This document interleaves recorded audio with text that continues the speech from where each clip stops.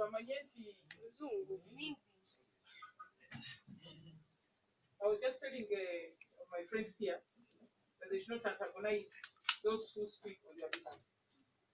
And I told them that during this session alone, when I received reports about the people who have been stuck in safe houses for a long time with no charge and so on, I directed the Committee of Human Rights to go there.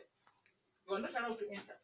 But the fact that I sent them there during the night, those fellows brought buses, put in the young people, and drove them to Kampala, gave them 5,000 each, and said, now you go to your home. That was the safe house, because I talked about it. Then, on the issues of the musicians, I'm the one who talked about it. And the issues on the show, I said, this young man has called me. He said, Sophie called me about the artists and so on. So I'm telling them, do not antagonize the people who raise